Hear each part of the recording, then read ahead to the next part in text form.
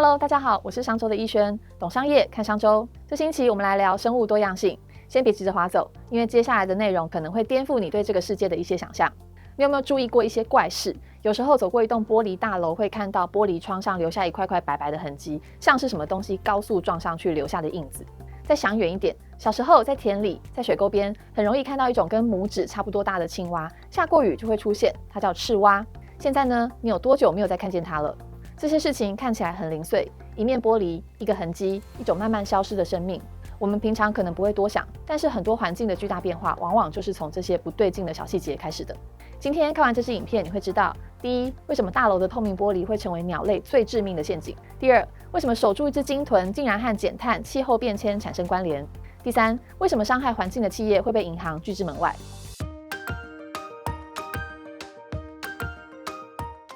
早上散步，经过你家附近的玻璃大楼，你可能会看到一个景象，发现地上有一只鸟不动了，它其实是自撞身亡的。城市里的高楼就像一面面透明的陷阱，玻璃反射树的倒影，天空的蓝，鸟就会以为那是真实的世界，高速飞过去，结果一头撞上玻璃，脑出血身亡。科学家为了这个现象取了一个冷静却非常残酷的名字，叫做窗杀。在台湾最常发生窗杀的地方是办公大楼跟学校，许多自撞身亡的鸟因为撞击力太过激烈，和羽毛一起粘黏着大楼的玻璃，是不是很可怜？即使捡回了一条命，也常因为脊椎受损、脑震荡或内出血，撑不了多久，最终还是会死亡。你知道每年全球有多少只鸟是撞击窗户死亡的吗？你肯定会吓到，是高达数十亿只。在台湾至少有30种2级保育类的鸟种死于这样的人造障碍。我们的城市越现代化，对鸟类来说，生存空间反而越狭窄。为了减少这样的伤亡，有一个方法，看起来很简单，却非常的有用，就是在窗面上贴上密集的小圆点，远远看过去很像一件日本艺术家草间弥生的作品。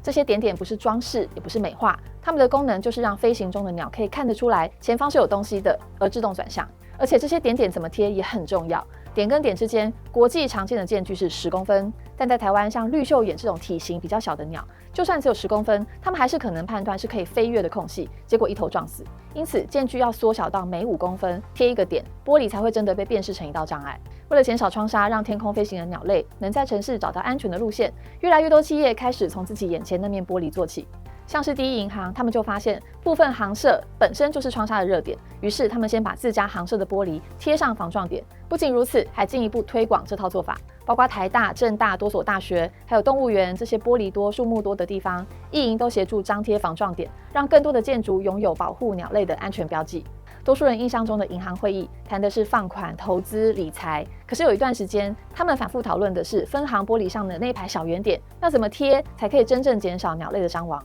他们之所以投入这件事，是希望在城市里为人和鸟留下可以共存的空间。要知道，如果鸟类减少，农作物的病虫害就会失控，导致农药的使用量激增，对食安的冲击就会越来越严重。甚至许多树木依赖鸟类传播种子，没有鸟，森林的扩张跟修复的速度也会大幅的下降。真正先进的城市是具备包容生命的能力。当企业开始计较玻璃上的小圆点，这不只是在救鸟，而是在救我们自己。毕竟，一个不再适合生物居住的地球，同样也不会适合商业与人类文明的延续。你有没有注意过上班的大楼窗户上留着鸟类撞击的痕迹呢？或者你的办公室也已经贴上这些小点，让鸟能够更安心的在城市里飞翔？欢迎在下方留言分享你看到的画面。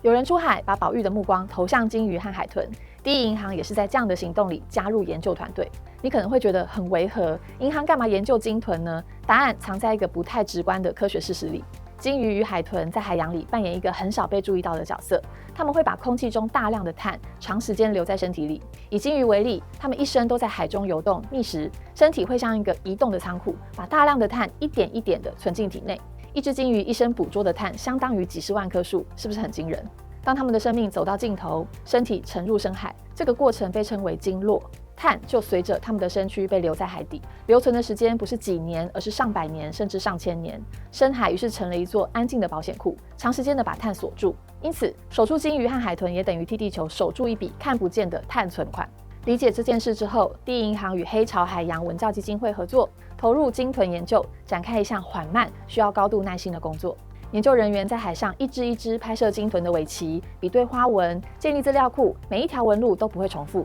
就像人的指纹一样，也会在岁月的海里留下痕迹。研究过程中，他们追踪到一只海豚，它的名字叫来，因为最初拍到它的时候尾鳍完整，花纹就像一个清楚的来字。隔了一段时间再次相遇，发现它的尾鳍少了一角，科学家研判那是渔具造成的伤害。这一幕让很多人突然看懂一件事：生物多样性的伤口往往是人类行为留下的刻痕。也因为这些第一线的观察，第一银行开始把研究成果带回日常的决策里。在放款与投资审查的时候，他们会开始多问几个问题，像是企业是否进入了生态敏感趋势宫，渔船使用的渔具会不会造成误捕，营运的活动是否会干扰鲸豚的生存路径。如果风险评估显示冲击过大，这笔融资银行就会重新考虑，甚至喊停。毕竟，当鲸鱼和海豚的数量一再下降，能把碳留在海里的身影也跟着变少。这笔账最后还是会回到人类身上。这不是一句道德的口号，而是每一个人的责任，也是企业在融资时所必须回答的生态课题。你有想过，一只鲸鱼一生能替地球留住的碳，相当于10万棵树吗？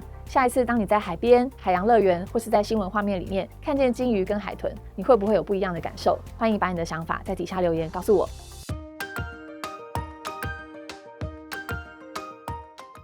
台北赤蛙是许多研究者关注的物种之一，它们栖息在水岸附近，捕食微小的昆虫和水中的生物，在生态系统里面位阶不高却至关重要，因为它位于食物链的底层，一旦数量减少，上方的蛇类跟鸟类很快就会绝迹，树蛙能不能生存，成了判断一片土地生态是否多样性的指标。老一辈的人可能记得，以前的田里赤蛙随处可见，下雨的时候叫声此起彼落，那时候看萤火虫、抓赤蛙都是不需要花钱的日常。后来农药跟化学药剂大量进入农田，水里的微生物先消失，昆虫变少，赤蛙失去食物，也失去了栖息地。随着水田被填平，工厂跟建筑一栋栋出现，原本遍布平原的生命只能退到少数仍然干净的山区。这些改变都出现在人类发展经济的轨迹里。过去茶商需要资金，北台湾的山坡因此被一片片开垦成茶园。高雄的重工业和拆船业为经济发展留下亮眼的成绩，但也为土地和海岸留下了难以逆转的伤痕。这些开发的背后都能够看到银行的影子，贷款支持了产业，却在不知不觉中推动了环境的改变。也因为看见这段历史，意银开始重新思考，在今日的经济体系中要扮演什么样的角色。因此，在放款之前，他们会先评估工厂的位置是不是接近生态敏感区，同时会检视农药跟化学品的使用，避免让风险在环境跟财务两端同步累积。意银的内部有一群具备政府证照的环境教育讲师，他们不只在办公室规划如何将生态保护的理念转化成跟社会大众互动的环境教育课程，他们也开始开发评估工具，用来在放款的审查会议上评估一个开发案可能对环境跟自然造成哪些风险。同时，他们还会邀请企业到意银大楼的绿屋顶，看看都市生态栖息地可以如何的营造。在第7届国家企业环保奖中，第一银行是全国唯一7度获得最高荣誉的企业。评审看重的正是意银能够常年把环境永续的标准扎实地放进每一笔放款的决策流程里。在2025年国际非营利组织 CDP 的全球评比中，评选标准相当严格，全球只有23家企业能在气候变迁、水安全跟森林3大环境主题中全数获得最高评级，而第一银行的母公司第一金控就是其中之一。